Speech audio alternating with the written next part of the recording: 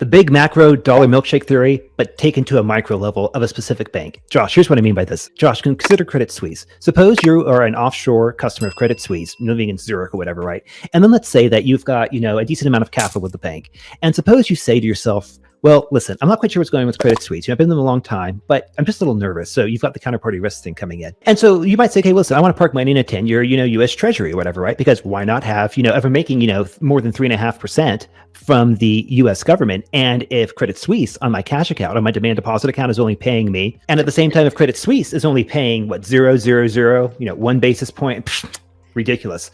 Well, why wouldn't I just simply go through and say, hey, listen, Credit Suisse, I might have, let's say like $1 million Eurodollars or $1 million offshore dollars as a Swiss national, for example, on deposit with your entity. Please, send over $200,000 and to the directly to the US Treasury, as I would like to buy, $200,000 of US, let's say, as I would like to buy $200,000 of 10-year bonds, giving me 3.6%.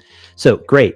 And this is what I mean when you see the dollar milkshake theory coming into play, because what's going on is that the that is the higher yield and the theoretical reduction of counterparty risk, that is the US government might be perceived as more trustworthy than Credit Suisse, is sucking the liquidity out of Credit Suisse. That customer who's moving, let's say, 200,000 Eurodollars out of their, let's say, $1 million, dollar account that they have over there and turning it directly into a US Treasury, directly held, or that is directly issued by the government versus some broker standing in the middle. This is pulling the liquidity out of Credit Suisse.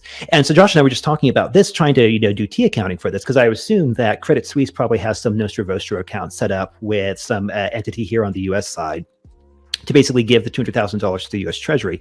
So from the Credit Suisse perspective, their balance sheet, the liabilities to the customer would go down by $200,000, and the escrow they have in their Nostro Vostro, or their corresponding banking relationship escrow, is probably better saying that would also go down by $200,000. But the thing is that if enough people perceive this, then sooner or later, the dollar milkshake theory, the first stop of liquidity when they suck it out of Credit Suisse, will be the correspondent relation account. It will suck the liquidity out of the Nostro Vostro account on the U.S. side, presumably to whoever's managing the Treasury General account here in the States. But the second thing is this: if Credit Suisse actually tries to stop this, so let's say, we saw the interest rate page they were paying a little while ago. If Credit Suisse is already in, if a bank is already in somewhat dicey, and we can see the dicey with their credit, their default swaps being significantly higher than they've ever been before. So my point from all of this is that this is where, and Credit Suisse is probably not the only entity in this. I just simply am picking on them because they've been in the news a lot. But Josh, that's my point that I'm trying to say, is that I think this is. Let me try and simplify this, Justin. You're saying if there's a entity a sophisticated entity that wants to offshore that wants to limit their dollar risk, and they want to buy treasuries directly from Treasury Direct, so their counterparty is the government. You can kill multiple birds with one stone. You can get out of the banking system and have your liabilities be the US government, which there's a much higher probability that any bank in this world defaults than the US government, and you get paid a 360 basis points compared to 0.01 basis point. That's absolutely pathetic. So under those circumstances, you have a lot of reasons why you would want to do this, and it's actually and there's two more.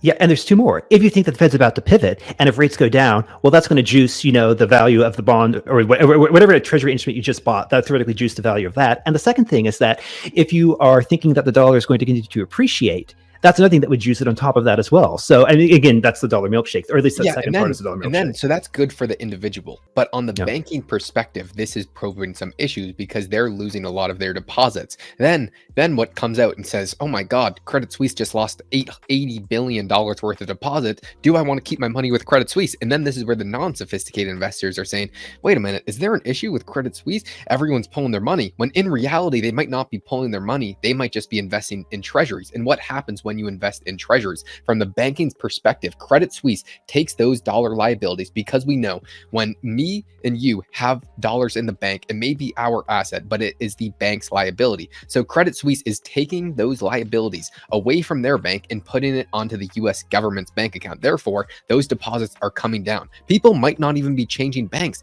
They might be doing nothing wrong with Credit Suisse. They might just be taking their money and putting it on the government's balance sheet. But Credit Suisse still has to say that people are taking their money out of their bank just because deposits are now gone. And that causes this positive feedback loop of people saying, I don't want my money with Credit Suisse. And then this is where we see credit default swaps jumping to new all-time highs, because from what first could have just been people speculating on treasuries. And this is where it goes into counterparty risk, which is the entire banking system in a whole. If there's this frenzy of people taking their money out of Credit Suisse for no reason whatsoever other than they want to buy treasuries, it will still make Credit Suisse go bust if the perception is that Credit Suisse is now more inherently risky. Yeah, and what I would say specifically is, the old famous, I think it was Buffett who's attributed to, I don't know if he's the one that actually said it or not, but when the tide goes out, you see you swimming naked. This is the tide being sucked out through the dollar milkshake vis-a-vis an individual bank. And the last thing I'll note too is that I suspect there's multiple like fail-safes, or there's multiple firewalls, or no, not firewalls. There's multiple bosses that you kind of have to beat in the banking system. I suspect one of the first bosses is the Nostra Vostra, or the accounting and banking mechanisms that underline correspondent banking relationships. Because sooner or later, Credit Suisse is a large institution, and they probably have quite a bit charged up in their Nostra Vostra account with whoever the counterparty. Let's just say it's Chase here in the state. I don't know, but I'll pick on Chase for a second. And so sooner or later, if enough offshore customers from Credit Suisse, turn their offshore dollars held at Credit Suisse into directly held with the U.S. government treasuries, that will theoretically deplete the escrow asset, which I again assume is the Nostra Vostra account, which underpins the corresponding banking relationship that Credit Suisse has with with one of their U.S. agents. And if that's the case, sooner or later, Credit Suisse is going to have to do something to charge up, that escrow account, or Chase or whoever the correspondent is. In this case, I'm picking on Chase. Is going to have to give them more margin. And this gets back to the entire thing: is that if there's contagion in the system, or not even contagion, but if there's just the risk of contagion, why would the correspondent entity want to extend more margin without some underlying asset being sent over? So anyways, this is incredibly high level. So if you're not following completely, don't worry. I wish we could draw the T-charts out, because that would help a lot. And I mean, like what Justin just said there is very crucial. He didn't say contagion and risk spreading through the system. He said the perception of risk, because that's all it takes. And when all this is going on, and when the non-bank entity in Switzerland is buying US treasuries, through the banking perspective, they are doing a lot of stuff behind the scenes with many different entities to get their dollars and an offsetting asset onto the government's balance sheet, because you have to have an account. You have to bank within a bank that has an account with the Fed, and there's a lot of assets and liabilities being passed off from just one transaction. And we know that there are quite literally billions of transactions done every day, month, week. It is incredible the amount of volume that is.